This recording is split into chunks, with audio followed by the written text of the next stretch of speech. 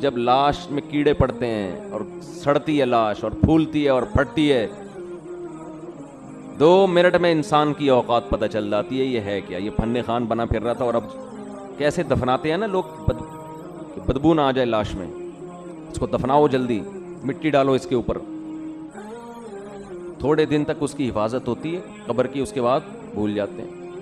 اور گورکن اس کا ایسا فائدہ اٹھاتا ہے ایک ایک قبر میں، یہ تو قیامت کے دن جب پاپوش کے قبرستان سے اور یہ محمد شاہ کے قبرستان سے جب مردے اٹھیں گے تو پتہ چلے گا کہ آدھی آبادی تو ایک ہی قبرستان سے اٹھ رہی ہے ایک ایک قبر سے 25-25 لوگ نکل رہے ہیں، ایک ایک قبر میں جو ہے نا گورکن کئی مردوں کو ڈال رہا ہے، وہ بھی پریشان ہے کہ یار اتنے مردے کدھر ٹھکانے لگاؤں میں۔ تو یہ حال ہے انسان کا، ہڈیاں نکل رہی ہیں، لاش کسی کے کوئی انگلی نکل آئے گی اندر سے، کیسا حال ہوتا ہے، اور یہ غنیمت ہے۔ لیکن اس قبر کے اندر ایک برزخ کی قبر ہے، جیسے جب آپ سوتے ہو آرام کرتے ہو، ایک آپ کی وہ کنڈیشن ہوتی ہے جو آپ بستر پہ لیٹے ہوئے ہو، ایک وہ کیفیت ہوتی ہے جو آپ پر سونے کی حالت میں گزر رہی ہوتی ہے، وہ کیفیت زیادہ عجیب ہے اس کیفیت سے جو آپ کو نظر آ رہی ہے۔ قرآن کہتا ہے فرعون کی ایک لاش وہ ہے جو تمہیں عجائب گھر میں نظر آ رہی ہے، وہ بھی عبرت کی بات ہے، لیکن ایک عالم برزخ میں فرعون پہ جو گزر رہی ہے نا، وہ چیز تمہیں نظر نہیں آ رہی، وہ اس سے بہت زیادہ خطرناک ہے۔ النار یعرضون علیہا غدوا وعشیا، وہ آگ ہے جس پر فرعون کو صبح اور شام جلایا جاتا ہے، وہ جلنے والا منظر مجھے اور آپ کو نظر نہیں آ رہا، وہ اس سے زیادہ ڈینجرس ہے۔ تو برزخ کی بھی ایک حیات ہے، برزخ کی بھی ایک زندگی ہے، قبرستان کے نیچے آگ بھی ہے، اور اللہ نے جنت کے باغات بھی رکھے ہیں اس میں، جو مردے کے اوپر جو کیفیات گزر رہی ہوتی ہیں وہ اس سے زیادہ خطرناک ہے۔ ایک روایت میں آتا ہے آپ صلی اللہ علیہ وسلم نے فرمایا اگر تم قبر کے اندر کے حالات کو دیکھ لو تو مردوں کو دفنانا چھوڑ دو، یہ حال ہو جائے۔ تو دنیا کے بارے میں یہ تصور بٹھانا کہ یہ مسافر خانہ ہے، یہ دل لگانے کی جگہ نہیں ہے، یہ کھوپڑی میں بیٹھے گی یہ بات 2 کام کرنے سے، ورنہ یہ بات کھوپڑی میں بیٹھے گی نہیں۔ ایک تو روزانہ سوچنا چاہیے اور موت کا تذکرہ بار بار کرنا چاہیے، قبرستان بار بار جانا چاہیے، اس عمل سے انسان کو یہ احساس ہوتا ہے کہ میں دنیا میں رہنے کے لیے نہیں آیا۔ نبی صلی اللہ علیہ وسلم نے فرمایا کنت نہیتکم عن زیارت القبور فزورها فإنها تذکر الآخرہ، میں نے تمہیں قبرستان کی زیارت سے منع کیا تھا، لوگ پہلے بدعتیں کرتے تھے، وہاں شرک ہوتا تھا، فرمایا اب تمہیں اجازت دے رہا ہوں اس لیے کہ قبرستان جانے سے آخرت کی یاد تازہ ہوتی ہے، احساس ہوتا ہے کہ کل ہم نے بھی لیٹنا ہے یہاں پہ۔ دوسرا کام جس سے دنیا کی محبت کم ہوتی ہے وہ ہے اللہ کی راہ میں مال خرچ کرنا، خرچ کرنے کا جذبہ پیدا کرنا چاہیے۔ الذین ينفقون اموالهم ابتغاء مرضات اللہ وتثبیتا من انفسهم، سورہ آل عمران میں اللہ کا نے ارشاد فرمایا کہ نیک بندے اللہ کی راہ میں مال خرچ کرتے ہیں 2 کاموں کی وجہ سے، ایک اللہ کو راضی کرنے کے لیے، وتثبیتا من انفسهم، اور ایک اپنے آپ کو دین پر مضبوط کرنے کے لیے، اپنے دل سے دنیا کی دولت کی محبت نکالنے کے لیے۔ یہ جو نوٹ ہوتے ہیں نا، نوٹ کڑک کڑک، پہلے زمانے میں صوفیاء کرام اپنے مریدوں کے دل سے دنیا کی محبت نکالنے کے لیے ان سے نوٹوں کو جلوایا کرتے تھے۔ اب آپ نہ جلائیں، یہ ٹھیک عمل نہیں ہے، پہلے ایسا علاج ہوتا تھا جی، جلائیں گے بھی نہیں صحیح۔ تو وہ ایسے جلواتے تھے، ہمارے حضرت پورا وہ بتایا کرتے تھے نا کہ جیسے 5000 کا کڑک نوٹ لیا، اب جان اٹکی بھی ہے نا اس 5000 کے نوٹ، تو ادھر سے آگ لگائی نا کنارے سے، آہستہ آہستہ، ایک دم سے نہیں جلا دیا، آہستہ آہستہ جل رہا ہے، اور اس کو جلتے ہوا دیکھیں تو وہ ادھر جلے گا، ادھر اندر سے کیا جلے گا؟ دل۔ تو جب دل اندر سے جلے گا نا تو جلنے سے جراثیم آپ کو پتہ ہے کیا ہو جاتے ہیں؟ تو دل کے اندر جتنے وہ نوٹوں کی محبت کے جراثیم تھے اور محبت کے جو گٹر ابل رہے تھے وہ آہستہ آہستہ ختم۔ یہ کام آپ نہ کریں، یہ جائز بھی نہیں ہے، لیکن پہلے بعض صوفیہ کرام یہ کروایا کرتے تھے تاکہ اس کے وہ پہلے پتہ ہے کیسے اصلاح ہوتی تھی، مرید کو دیکھتے تھے اس کمبخت کی بیماری ہے کیا، شیخ ٹریس کرتا آبزرو کرتا تھا کہ اس میں مسئلہ ہے کیا، وہ کہتے تھے یہ نماز تو پڑھتا ہے، یہ جناب رشتہ داروں سے بھی اچھا سلوک کرتا ہے، سب کچھ ٹھیک ہے، لیکن اس کے اندر فالٹ یہ کہ یہ نوٹوں سے بہت زیادہ محبت کر کے بیٹھا ہوا ہے، اس کو پیسوں کا نقصان برداشت نہیں ہوتا۔ پھر شیخ اور مرشد یہ کرتے تھے اس کے دل سے پیسے کی محبت نکلواؤ۔ اب تو بہت سے شیخ، سب نہیں، اچھے تو ہر جگہ ہیں، بہت سے شیخوں کے دل میں جتنی پیسوں کی محبت ہوتی اتنی تو مریدوں کے دل میں نہیں ہوتی۔ شیخ اپنے مرید کی جیب پہ نظر رکھ کے بیٹھا ہوتا ہے، کمبخت نے 6 سال ہو گئے آج تک ہدیے کے نام پہ 1 روپیہ بھی نہیں دیا ہے۔ آج خرچ کرنے کے جو فضائل بیان کیے جاتے ہیں اس کا مطلب ہوتا ہے مجھے دو، صحیح ہے نا؟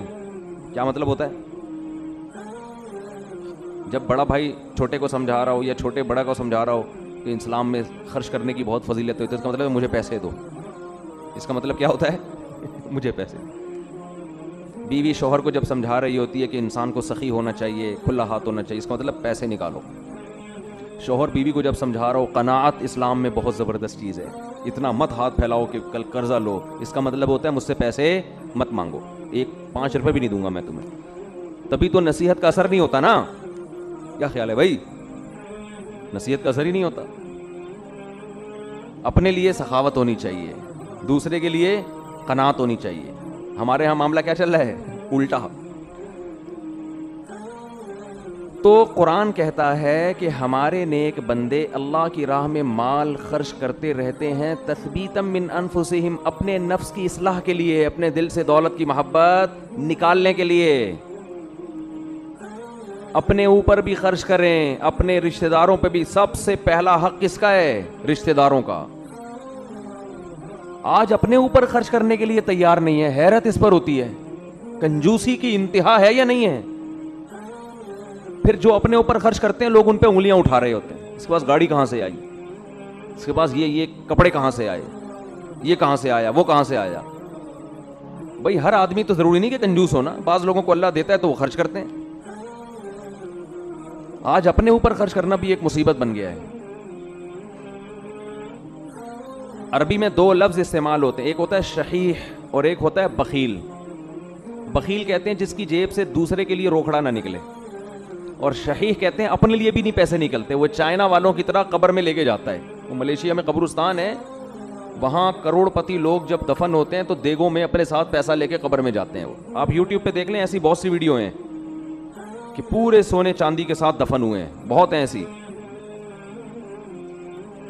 ہمیں ہمارے نبی نے فرمایا صلی اللہ علیہ وسلم، دنیا مسافر خانہ ہے، میری مثال اس سوار کی طرح ہے، کراکب استظل تحت شجرہ، ایک مسافر سفر کرتے کرتے درخت کے نیچے لیٹ گیا ہو تھوڑی دیر سستانے کے لیے، آرام کے لیے، اس کے بعد اس نے موو کرنا ہے یہاں سے۔ بھائی ہم کروڑوں سال سے نہیں تھے، لاکھوں کروڑ، یہ دنیا بنے ہوئے تو پتہ نہیں کروڑوں سال ہو گئے، آدم علیہ السلام کو آئے ہوئے ہزاروں سال، نوح علیہ السلام 950 سال تو خالی تبلیغ کی ہے انہوں نے۔ ہماری اوقات کیا ہے؟ جمعہ 8 دن ہوئے ہم لوگ کو دنیا میں آئے ہوئے، اور جانے میں بھی تھوڑے دن رہ گئے ہیں، بس گھبرائے نہیں، آپ نے گھبرانا نہیں ہے۔